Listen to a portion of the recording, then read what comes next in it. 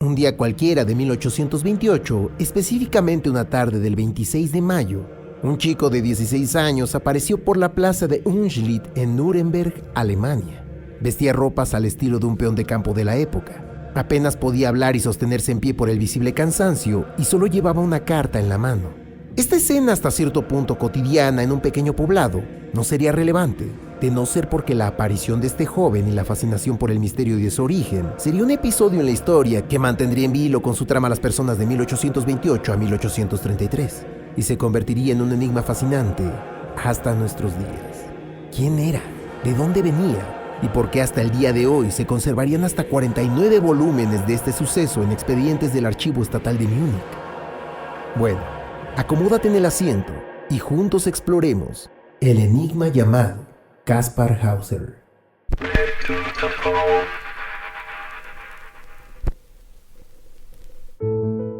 El 26 de mayo de 1828, un joven de aproximadamente 16 años fue hallado deambulando por las calles, específicamente en la plaza Unschlitt de Nuremberg, Alemania. Parecía desorientado. Sus ropas daban fe de haber estado extraviado por varios días, tremendamente fatigado y con un vocabulario más que limitado. De lo poco que atinaba a contestar ante los diversos cuestionamientos, era repetir Kaspar Hauser cada que se le preguntaba su nombre. Por esta razón se le denominaría así de ahí en adelante. Llevaba consigo una carta escrita en francés, pero aquí es importante señalar que la carta estaba escrita según la pronunciación del francés, es decir, de acuerdo con la pronunciación fonética. Dicha misiva había sido escrita de mano de su tutor adoptivo hasta entonces. Explicaba muy poco de los orígenes de Kaspar Hauser. Por otra parte, el tutor aseguraba ser un jornalero muy pobre y tener ya 10 hijos a su cargo cuando recibió a Kaspar en su granja, un 7 de octubre de 1812. De la madre de Kaspar, declaraba, poco se sabía. Así que al recibir al pequeño Kaspar Hauser, el jornalero tomaría la decisión de guardar en secreto la adopción y consideró que sería mejor hacerlo pasar por uno más de sus hijos. Además, afirmaba también haberlo criado en una especie de aislamiento extremo, ya que se buscó que Kaspar desconociera la ubicación de la casa o el poblado en el que se encontraba. Esto supuestamente tenía la finalidad de evitar la suspicacia en el pueblo y disipar los rumores sobre el origen espontáneo del chico. Por último, declaraba también que Kaspar fue sacado de dicha casa a medianoche con la finalidad de desorientarlo aún más, sin dinero y sin más ropa que la que llevaba puesta hasta que lo encontraron. Pero no olvidemos que también traía una nota. Y por si no fuera suficiente misterio ya, con las condiciones de crianza en aislamiento que aseguraba la carta, la nota no haría más que aumentar la intriga, ya que esta venía escrita en latín. Dicha nota también había sido plasmada en otro tipo de papel y con una letra completamente distinta, supuestamente escrita por la madre al momento de abandonarlo. Indicaba que Kaspar había nacido el 30 de abril de 1812 y que su padre, ya fallecido, había sido un soldado del 6º Regimiento de Caballería de Nuremberg. La madre, viviendo en la pobreza, no tenía los recursos necesarios para poder cuidar de su hijo. También daba la indicación expresa de que el chico ingresara a las filas del cuerpo de caballería al cumplir los 17 años. Imagina tú si después de leer semejante historia no surgirían miles de dudas. ¿Por qué la necesidad de mantenerlo en cautiverio? ¿En qué condiciones tendría que crecer un chico de 16 años para no saber siquiera hablar más allá de un par de palabras? ¿Por qué un par de cartas en 2 idiomas y con mensajes escuetos y confusos? Para los investigadores del caso, nada de lo antes narrado hacía sentido. Así que decidieron poner manos a la obra y realizar pruebas a la carta y a la nota con las técnicas químicas disponibles en la época. Gracias a esto, se descubriría un inquietante detalle. La carta y la nota, supuestamente escrita en años completamente diferentes, estaban redactadas con la misma tinta. Este hallazgo, tan sorprendente como revelador, puso en entredicho toda credibilidad en las cartas y en los personajes detrás de ellas. ¿Por qué querer borrar todo rastro de su origen? ¿Qué secretos trataba de ocultar realmente? Al no contar con tutores o familia que pudiera alojarlo o hacerse cargo de él, se tomó la decisión de llevarlo a la prisión de Nuremberg, pero no estrictamente en calidad de detenido, sino más bien como atracción en la ciudad, ya que se le permitía a diferentes personajes visitarlo y examinarlo detenidamente. Tal fue el caso del jurista y filósofo Anselm von Feuerbach. conocido como una figura influyente dentro de la sociedad de ese entonces. Fue Feuerbach quien desde la primera entrevista con Caspar desechó el supuesto origen en extrema pobreza y aislamiento, además del infundado concepto de ignorancia y torpeza que la sociedad de ese entonces le había tildado a Kaspar Hauser. Esto gracias a diversas entrevistas en las que el chico daba muestra de habilidades excepcionales y un carácter noble. De dichos encuentros también notaría un detalle que todos habían ignorado, y se trataba de una cicatriz tan minúscula que fácilmente pasó desapercibida. La cicatriz en cuestión no era otra cosa más que la marca que dejaba la vacuna contra la viruela.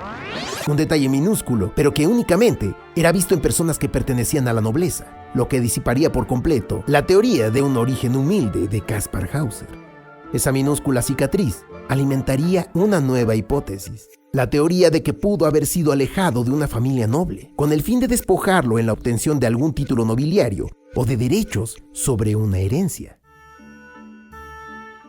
La fascinación de Anselm von Feuerbach con el personaje de Kaspar Hauser y el enigma a su alrededor fue tal que se convirtió en protector del chico, brindándole atención médica, psicológica y legal. Además, fue clave en la organización de la investigación sobre los orígenes y la identidad de Kaspar Hauser. No obstante, también tuvo que lidiar con críticas e incredulidad de quienes creían que la historia del joven Kaspar era una invención o una leyenda. Feuerbach pudo colocar en una especie de adopción a Kaspar con la familia del profesor Johann Daumer, quien asumió la tarea de educar a Kaspar y de ayudarlo a integrarse en la sociedad. Y así fue. Se encargó de enseñarlo a leer y escribir, logrando en relativamente poco tiempo impactantes avances, además de darle conocimientos básicos sobre la vida y el mundo exterior. El progreso en la educación de Kaspar fue tan significativo que pronto estuvo en condiciones de escribir su propia biografía. Y sin duda era un momento esperado con ansias por la sociedad en general y todos aquellos que seguían de cerca el enigma del joven misterioso. Pero, ¿qué verdad oculta se revelaría a través de sus palabras? Las primeras revelaciones del propio Kaspar sobre su pasado sorprendió a muchos, ya que confirmaba cierta parte de lo conocido con anterioridad, gracias a la carta y a la nota, pero con la variante de que pudo haber sido un poco peor, ya que el encierro lo describiría más como un calabozo subterráneo, sin luz natural y sin contacto con ningún otro ser vivo. Su única compañía eran 2 caballitos y un perro, hechos de madera. Además contaría el menú diario con el que era alimentado, el cual constaba únicamente de pan y agua.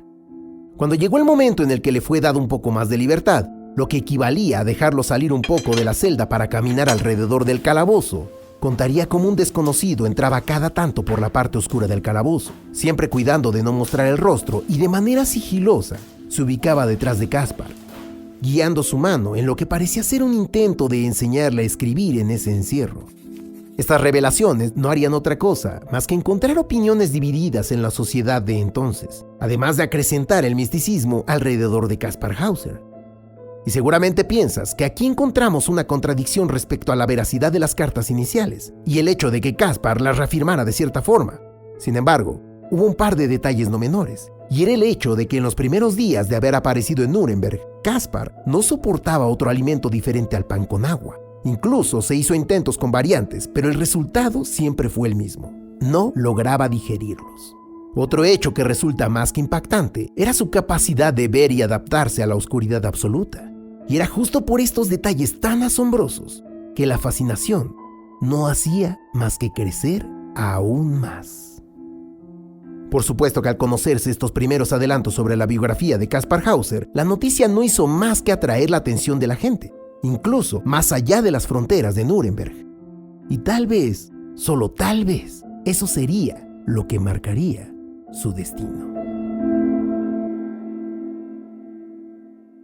Pocos días después de darse a conocer la noticia de la puesta en marcha de una biografía, el 17 de marzo de 1829, Kaspar fue encontrado tirado en el sótano de la casa del profesor Daumer, herido y con sangre en el rostro, producto de un ataque directo, supuestamente con una hacha. Y aquí es donde la historia difiere bastante de una versión a otra, ya que mientras algunos relatos afirman que el atacante fue visto desde afuera por un vecino, sin lograr identificarlo y escapando impunemente en el acto, otras versiones narran que el profesor Daumer no creería dicha historia sobre el atentado, más bien declararía que el mismo Kaspar se infligió la herida, ya que ambos habrían discutido un tiempo atrás. Otro hecho que abona la sospecha es la declaración de una vecina que narró el encuentro con un desconocido a las puertas de la ciudad. Dicho desconocido la cuestionaría sobre si Caspar seguía vivo o no, y se retiraría apresuradamente, solo después de leer la noticia del atentado contra Caspar en las puertas de la estación de policía, esto sin siquiera haber ingresado a la ciudad. De cualquier modo, la herida y el incidente sucedieron, lo que produjo la necesidad de mudar a Caspar de Nuremberg a Ansbach, donde residía Ansel von Feuerbach, su protector inicial, quien para ese entonces se desempeñaba como presidente en un tribunal de esa ciudad.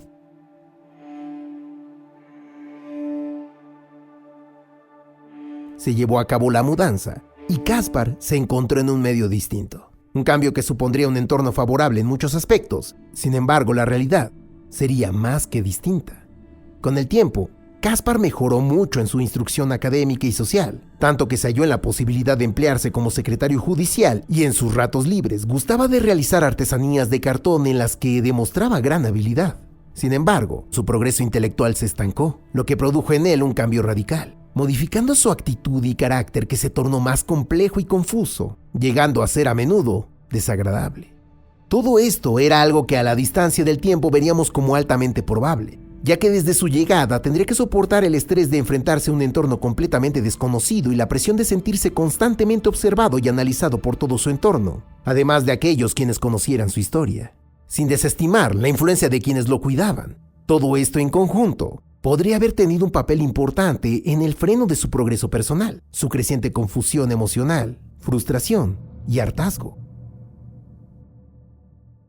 Una fría tarde de 1833, el 14 de diciembre para ser más preciso, Caspar habría acudido al pozo artesiano en el jardín del palacio de Residenz Ansbach, producto de la invitación de un sujeto que supuestamente iba en nombre del jardinero del palacio. A las 4 de la tarde, Caspar se encontraba deambulando por el lugar, cuando un hombre salió repentinamente de entre los arbustos, le puso una bolsa violeta de tela en el rostro para impedir la vista y lo apuñaló.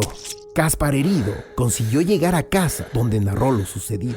Caspar llevaba empuñando consigo el saco violeta que le pusieron en el rostro. Tal vez producto de la adrenalina de la situación, lo llevaba de manera inconsciente con él. Cuando la policía acudió a tomar la declaración de los hechos e iniciar las investigaciones, lo primero que se encontró fue una nota en su interior que solo podía leerse frente a un espejo y, como no podía ser distinto, con un contenido por demás confuso. Supuestamente revelaba su lugar preciso de nacimiento en la frontera de Baviera y el verdadero nombre de Caspar Hauser, pero solo iniciales que se leían M.L.O.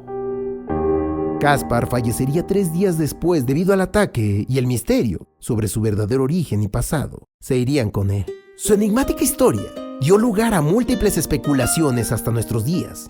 Una de las más populares hasta tiempos recientes era que se trataba del príncipe heredero de Baden, quien habría sido secuestrado y sustituido por un bebé moribundo para modificar la sucesión al trono del gran duque Karl, para que una rama lateral de la familia pudiera ascender al poder. Sin embargo, gracias a los avances y a la sofisticación en las pruebas genéticas, en el año 2024 se logró desechar dicha teoría. Un estudio publicado en la revista científica Science Direct, en el que se analizó la coincidencia genética en muestras de cabello y sangre, arrojaron una nula conexión con la familia real de Baden. Al parecer, el misticismo y el enigma alrededor de la historia y vida de Caspar Hauser sería algo inherente, y nosotros, espectadores de una historia que hasta hoy nos deja más preguntas que respuestas.